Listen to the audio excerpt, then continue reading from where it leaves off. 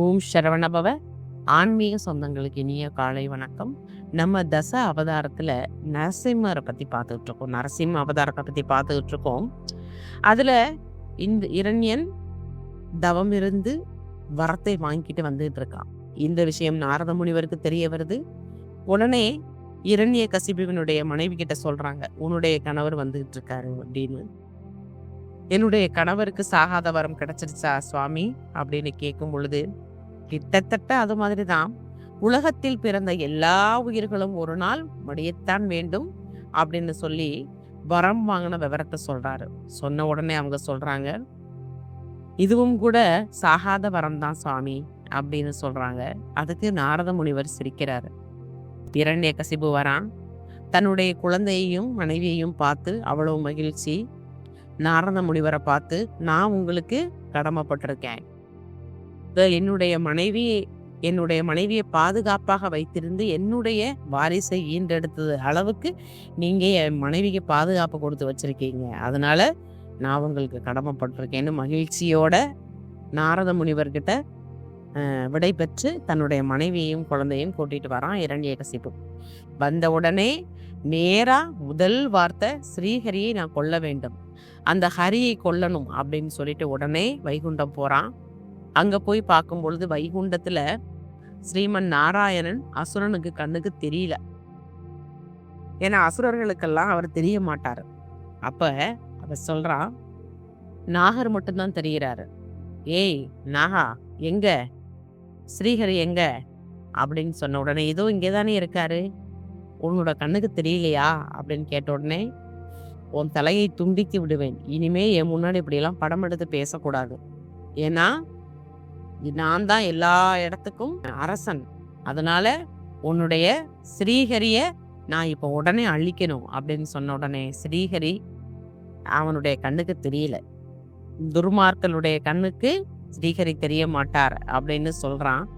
அதனால கோபமடைந்த இரண்யன் ஆக்ரோஷமா கத்திட்டு அங்கிருந்து வந்துடுறான். வந்துட்டு அசுர வீரர்களை எல்லாரையும் நிக்க வச்சுட்டு சொல்றான், உலகத்திலையும் நாம ஆள வேணும், அந்த 3 லோகத்துக்கும் நான் தான் அரசன், இனிமே நான் தான் இறைவன், 3 லோகத்திலையும் என்னைத்தான் வணங்க வேண்டும், நித்திய பூஜைகள் எல்லாம் என்னுடைய விக்கிரகத்துக்குத்தான் நடக்கணும், எல்லா கடவுளுடைய விக்கிரகங்களையும் தூக்கி போட்டுட்டு என்னுடைய விக்கிரகங்களை வச்சு என்னுடைய விக்கிரகங்களுக்கு தான் நீங்க பூஜைகள் புனஸ்காரங்கள் எல்லாம் பண்ணணும் அப்படின்னு சொல்லி ஒரு ஆணையை சொல்லிட்டான். அது மட்டும் இல்ல, எல்லாத்தையும் சொல்றான், என்னுடைய நாமத்தை தான் இனிமே சொல்லணும், சொல்லுங்க அப்படின்னு சொல்லி நமோ இரண்யாய நமக அப்படின்னு எல்லாரையும் சொல்ல வைக்கிறான். தேவர்களை எல்லாத்தையும் வரிசையா நிக்க வச்சு தேவர்களை பூரா சிறையில அடைங்க அப்படின்னு சொல்றான். தேவர்கள் எல்லாம் சிறையில அடைச்சிட்டாங்கன்னா அன்றாட பணிகள் செய்ய முடியாது இல்லையா. நாரத முனிவர் கூட இருந்துட்டு மெதுவா சொல்றாரு, மன்னா, நீங்க எல்லாரையும் சிறையில அடைச்சிட்டீங்கன்னா அன்றாட பணிகள் எப்படி நடக்கும்? சூரியன் எப்படி உதிக்க முடியும்? சந்திரன் எப்படி வரும்?